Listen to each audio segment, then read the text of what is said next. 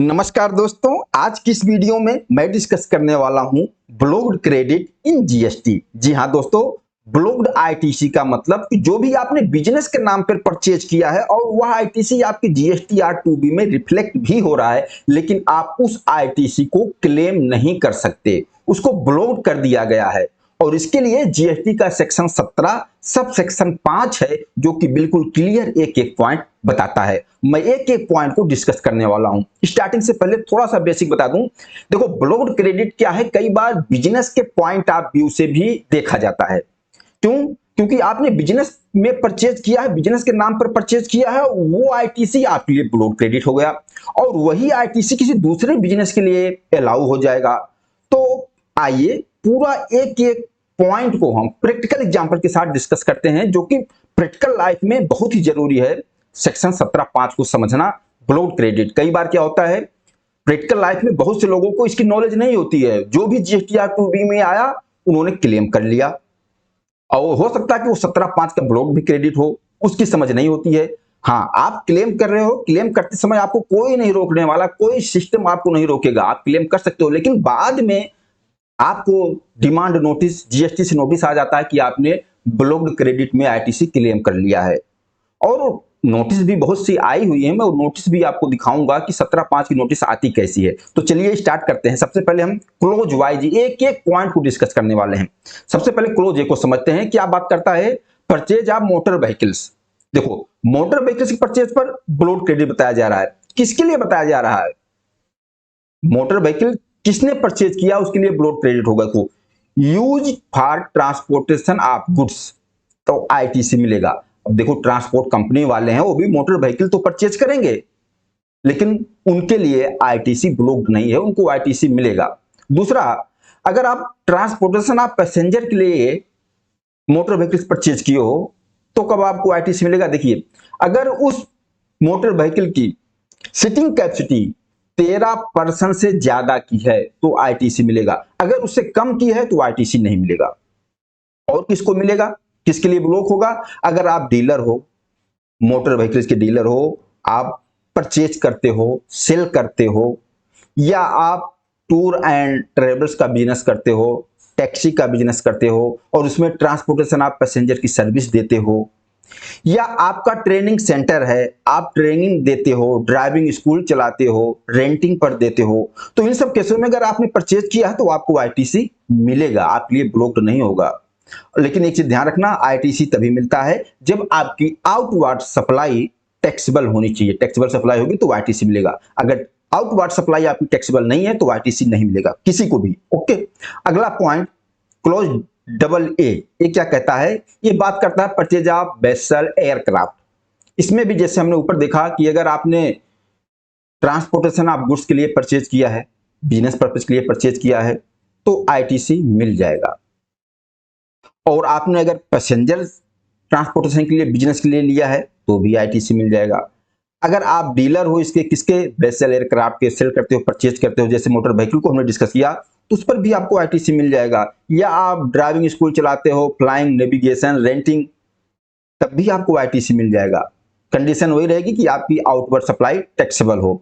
अच्छा, motor vehicle की कहां ब्लॉक्ड होगी? जैसे कोई भी कंपनी है, फैक्ट्री है और अपने बिजनेस के नाम पर उसने कोई मोटर व्हीकल, कार परचेज किया, बस परचेज किया अपने यूज के लिए, भले ही आपने कंपनी के नाम पर परचेज किया है, आपने महंगी कार परचेज किया है, जितना भी आपने उस पर जीएसटी दिया ना, वो आपके लिए ब्लॉक्ड होगा, वो आईटीसी आपको नहीं मिलेगा। आगे हम डिस्कस करते हैं क्लोज AB।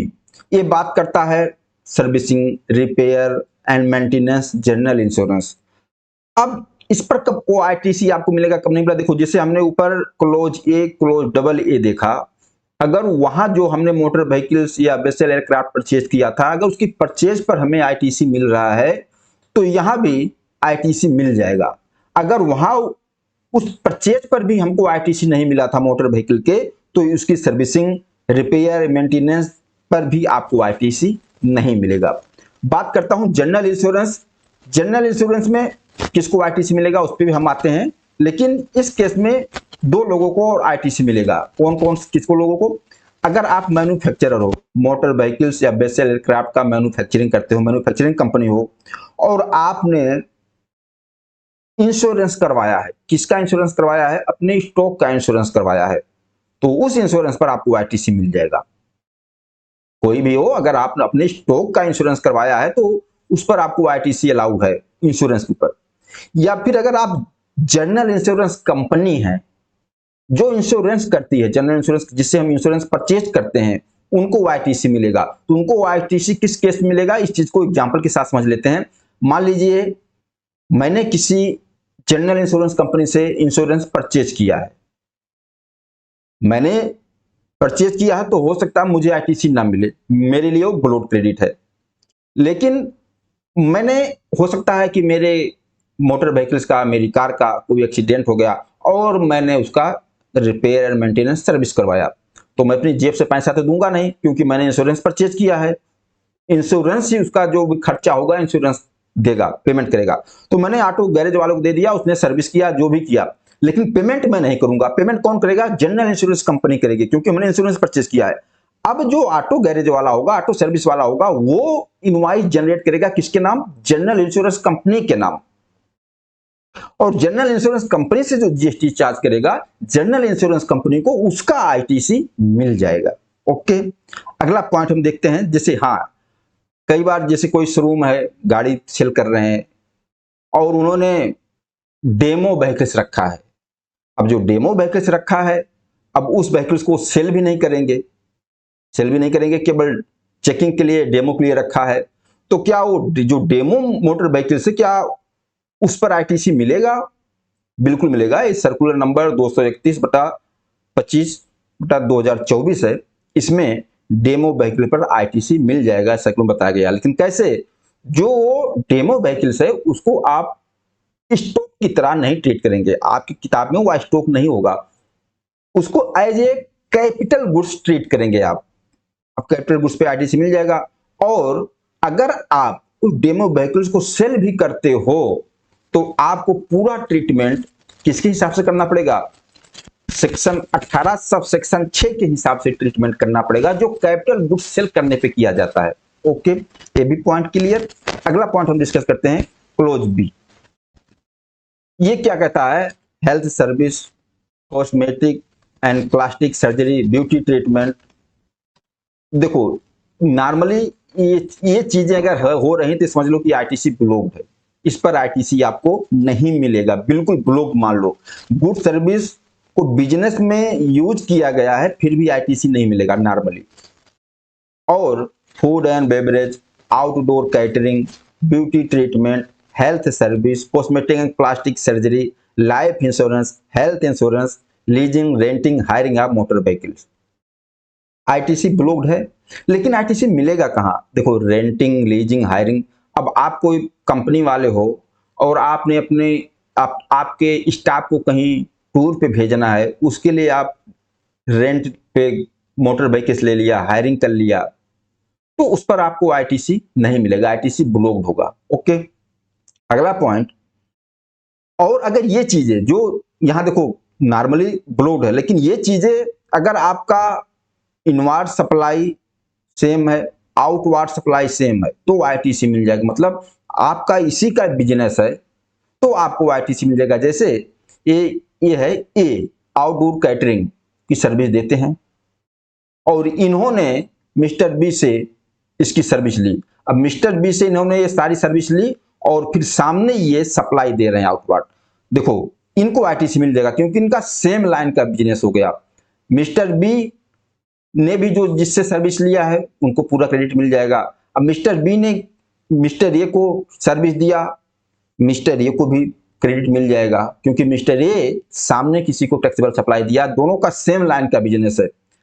नॉर्मली के लिए एक आईटीसी ब्लॉक्ड है, लेकिन यहां पर सेम लाइन बिजनेस के लिए ये आईटीसी अलाउ है, यहां ब्लॉक क्रेडिट नहीं होगा। ओके, अगला। अब जैसे membership of club, health and fitness center, इन सब चीजों में जो भी आप एक्सपेंस हो रहा है, जो भी जीएसटी जा रहा है, सब ब्लॉक क्रेडिट है, इस पर कोई आईटीसी नहीं मिलेगा। या ट्रेवल बेनिफिट्स जो मैंने बात किया, या आपने अपने स्टाफ के लिए कोई ट्रेवलिंग का बेनिफिट लिया है, उस पर जो जीएसटी पेमेंट किया है, वो सारी आईटीसी ब्लॉक्ड होगा। लेकिन एक चीज है, यहाँ पर अगर गवर्नमेंट के द्वारा कोई नोटिफिकेशन ला कि ये डिसाइड कर दिया जाता है कि किसी भी कंपनी को ये सर्विस या ट्रेवलिंग बेनिफिट की सर्विस या टूर एंड ट्रेवल के लिए स्टाफ को देना जरूरी है, अगर गवर्नमेंट की तरफ से ऐसा कोई नोटिफिकेशन या कुछ है, तब आपको आईटीसी मिल जाएगा। अगला मेन सबसे ज्यादा कंफ्यूजिंग वाला पॉइंट क्या है, क्लॉज सी और डी को एक साथ डिस्कस कर रहा हूं, work contracts and contraction service. इसमें कब आईटीसी ब्लॉक्ड होगा और कब आईटीसी किसको मिलेगा। देखिए, वर्क कॉन्ट्रैक्ट अगर वर्क कॉन्ट्रैक्टर से सर्विस लिया जा रहा है, जैसे बिल्डिंग बनाने का काम कॉन्ट्रैक्टर को दे दिया, तो वर्क कॉन्ट्रैक्ट हो गया। कंट्रैक्शन फॉर ऑन अकाउंट, अपने लिए ही कंट्रैक्शन कर रहा हूं, हमने किसी कॉन्ट्रैक्टर को कॉन्ट्रैक्ट नहीं दिया है, हमने खुद ही सभी बिल्डिंग मटेरियल्स परचेज किया, लेबर लाया, जो भी कुछ हुआ, और खुद अपने लिए कंट्रैक्शन करवा रहा हूं। तो कब आईटीसी ब्लॉक्ड होगा, कब आईटीसी मिलेगा, इसके लिए हमें यह देखना होगा कंस्ट्रक्शन ऑफ इमूवेबल प्रॉपर्टी। अगर इमूवेबल प्रॉपर्टी का कंस्ट्रक्शन किया जा रहा है, चाहे मैं खुद कर रहा हूं अपने अकाउंट में या किसी वर्क कॉन्ट्रैक्टर से करवा रहा हूं, तो आईटीसी अलाउ नहीं होगा, ब्लॉक्ड क्रेडिट होगा। और इमूवेबल प्रॉपर्टी जैसे land, building, civil structure, telecom tower, pipeline, outside factory, ये सब क्या है, इमूवेबल प्रॉपर्टी है। इसके कंस्ट्रक्शन पे आईटीसी हमेशा ब्लॉक्ड है।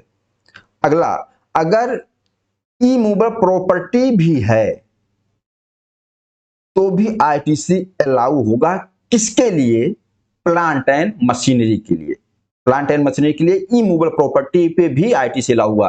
अब ये समझना होगा कि plant and machinery immovable property किसको कहा गया है, इसका मतलब क्या है। प्लांट एंड मशीनरी में इमूवेबल प्रॉपर्टी, जैसे आप कोई बड़ी मशीन लगा रहे हैं, अब आपको उस मशीन को लगाने के लिए उसका स्ट्रक्चर तैयार करना है, और स्ट्रक्चर जो तैयार करेंगे बिल्कुल जमीन से टच होगा, जैसे ठेहा बोलते हैं, ठेहा बना रहे हैं, स्ट्रक्चर बना रहे हैं, और वो बिल्कुल इमूवेबल प्रॉपर्टी हो, जमीन से बिल्कुल अटैच होगा, उसके ऊपर आप उस मशीन को फिट करेंगे। तो जो आपने स्ट्रक्चर बनाया है, जो जमीन से फाउंडेशन बनाया है, जो जमीन से बिल्कुल टच है, उसको प्लांट एंड मशीनरी के अंदर किया जाएगा कवर, और उस पर आपको आईटीसी मिल जाएगा, जबकि ये भी इमूवेबल प्रॉपर्टी है।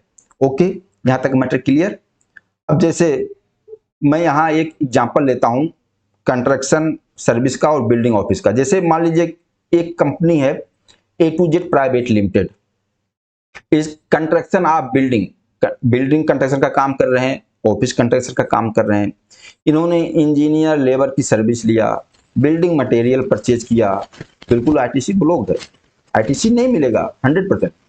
अब इन्होंने वर्क कॉन्ट्रैक्टर की सर्विस लिया, जैसे मिस्टर ए से बनवा रहे हैं, मिस्टर ए को उन्होंने वर्क कॉन्ट्रैक्टर की सर्विस दे दिया, मान लीजिए 30 लाख अमाउंट, उस पर 5,40,000 जीएसटी लगा के 35,40,000 का इनवॉइस दे दिया। इनको किसने दिया, वर्क कॉन्ट्रैक्टर मिस्टर ए ने दिया, जिससे ये बनवा रहे हैं।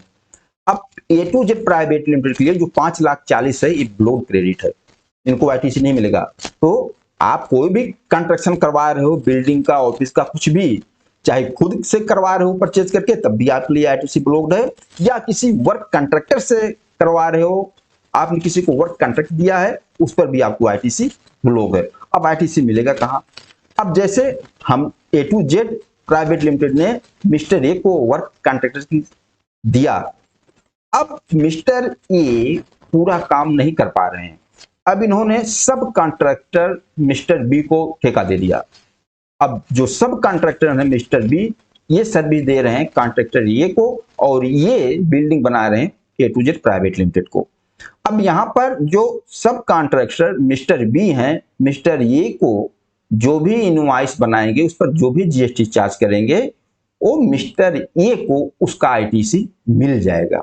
ओके, और यहां एक चीज और नोट समझ लीजिए, जैसे आईटीसी यान आप किसी अपने बिल्डिंग को या उसका क्या करवा रहे हो, रिकंस्ट्रक्शन करवा रहे हो, रिवोल्यूशन करवा रहे हो, उसमें अल्ट्रेशन करवा रहे हो, रिपेयर करवा रहे हो, मतलब जो भी उस पे खर्चा है, अगर वह आप चार्ज करते हो रेवेन्यू, रेवेन्यू नेचर का खर्चा चार्ज करते हो, एक्सपेंस को कैपिटलाइज नहीं करते हो, मतलब इसको कैपिटल गुड्स या कैपिटलाइज नहीं कर रहे हो, रेवेन्यू नेचर का एक्सपेंस चार्ज कर रहे हो, तो उस पर आईटीसी आपको मिल जाएगा। अब देखिए भाई, देखो आप कोई बहुत बड़ा कंस्ट्रक्शन करवा रहे हो तो उस पर मोटा खर्चा लगता है। अब उतने मोटे एक्सपेंस को आप रेवेन्यू नेचर में नहीं ले जा पाओगे, आपको कैपिटलाइज ही करना पड़ेगा। और आपने कैपिटलाइज, आप कोई बिल्डिंग कंस्ट्रक्शन करवा रहे हो या उसका रिपेयर एंड मेंटेनेंस करवा रहे हो, उस पर मोटा खर्चा लग रहा है, तो क्या उसको रेवेन्यू नेचर में ले जाओगे?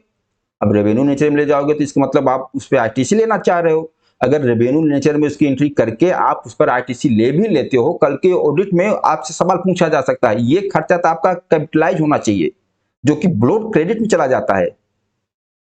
तो ज्यादा मोटे एक्सपेंस को आप रेवेन्यू नेचर में ले भी नहीं जा पाओगे, आपको कैपिटलाइज करना पड़ेगा, और कैपिटलाइज करोगे वो ब्लोड क्रेडिट में आ जाएगा। ओके, अगला पॉइंट क्लोज ई है, एक कंपोजिशन स्कीम वालों के है। अगर आप कंपोजिशन स्कीम वालों से परचेज करते हो तो उसका भी आपको आईटीसी नहीं मिलेगा, ब्लोड क्रेडिट में बताया गया है। कंपोजिशन स्कीम वाले आपसे जीएसटी चार्ज नहीं करते। जब आपसे जीएसटी नहीं चार्ज करते, मतलब जो भी वो 1% या कुछ भी चार्ज करते हैं या चार्ज ही नहीं करते, नहीं, कंपोजिशन स्कीम वाले जीएसटी चार्ज ही नहीं करेंगे, तो 1% उनको गवर्नमेंट को टैक्स पेमेंट करना अपनी जेब से, वो अपने कस्टमर से नहीं चार्ज करते। जब वो चार्ज नहीं करते तो आपको आईटीसी मिलेगा नहीं, सिंपल सी बात है, वो भी ब्रॉड क्रेडिट में कवर होता है। क्लोज जब बोलता है inward supply received by non resident taxable person. अब यहां पर बात करता है कि कोई आरएनटीपी टैक्सेबल पर्सन है, अगर वह कोई इनवार्ड सप्लाई, देखो यहां पर बड़ा कंफ्यूजन होता है। कंफ्यूजन क्या है, कई लोग इसको क्या समझ लेते हैं कि जैसे मैं नॉर्मल बिजनेस ओनर हूं और मैंने किसी नॉन रेसिडेबल टैक्सेबल पर्सन से सप्लाई लिया तो मेरे लिए ब्लॉक क्रेडिट होगी। नहीं, हमारे लिए ब्लॉक क्रेडिट नहीं होगी, यहां नॉन रेसिडेंट टैक्सेबल पर्सन के लिए ब्लॉक क्रेडिट होगी। अगर नॉन रेसिडेबल टैक्सेबल पर्सन है, अगर वो इंडिया में बिजनेस कर रहा है, तो जितनी भी इनवार्ड सप्लाई लेगा, किसी से भी कुछ भी गुड्स या सर्विस परचेज करेगा, तो उसके लिए ब्लॉड क्रेडिट होगी, वह आईटीसी नहीं ले पाएगा। नॉन रेसिडेंट जो एनआरटीपी है, उसके लिए वही आईटीसी अलाउ होगी जो वह इंपोर्ट करेगा। इंपोर्ट पे जो आईटीसी होगी वही उसको अलाउ है, बाकी इंडिया में जो भी कुछ वह परचेज करेगा उसके लिए ब्लॉड क्रेडिट होगी। ये चीज क्लियर करना। अगला पर्सनल कंजम्पशन, सबके लिए ब्लॉक क्रेडिट है।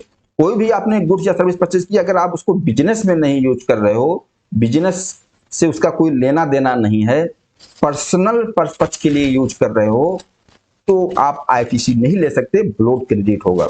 या क्लोज यस बोलता है कि गुड्स आपका लॉस्ट हो गया, चोरी हो गया, डिस्ट्रॉय हो गया, तो उस पर भी जो आपकी आईटीसी है वो भी ब्लॉक क्रेडिट हो जाएगी, उस पर भी आईटीसी नहीं ले सकते। आईटीसी आपको तभी अलाउ होता है, सिंपल सी बात है, जब आप कोई भी गुड्स परचेज करते हो और उसको सामने टैक्स पर सप्लाई करते हो, सेल करते हो, टैक्स कलेक्ट करते हो, गवर्नमेंट को पेमेंट करते हो, तभी आईटीसी मिलेगा। अगर आपके स्टॉक का चोरी हो गया, डिस्ट्रॉय हो गया या फायर में जल गया, कुछ भी हो गया, मतलब आपका लॉस पूरा पूरा। अब स्टॉक को आप सेल भी नहीं कर पाओगे, जीएसटी भी कलेक्ट नहीं कर पाओगे, ये तो लॉस आपका हुआ हुआ। और जो आपकी आईटीसी भी है ना, वो भी ब्लॉक क्रेडिट में आ जाएगी, वो भी आईटीसी आपको रिवर्स करना पड़ेगा। दोस्तों इस तरीके से आपका है कुछ सेक्शन 17 सब सेक्शन 5 जो ब्लॉक क्रेडिट की बात करता है। मुझे उम्मीद है कि आप एक एक पॉइंट अच्छी तरीके से क्लियर हो गया होगा, और बाकी जब आप प्रैक्टिकल लाइफ में काम करेंगे ना, तो जो आपके पास बाउचर्स आएंगे, खर्चे आएंगे, तो आप अपने आप डिसाइड कर लोगे कि आपके लिए ब्लॉक क्रेडिट है, आपको आईटीसी मिलेगा कि नहीं मिलेगा, आपके बिजनेस में यूज हो रहा है कि बिजनेस में नहीं यूज हो रहा है, क्या है। उस चीजें प्रैक्टिकल लाइफ में काम करने से ज्यादा क्लियर होती है। वैसे कोशिश किया कि एक एक पॉइंट क्लियर हो जाए। बाकी आप लोग बताना यह वीडियो आप लोगों को कैसा लगा। नमस्कार, धन्यवाद।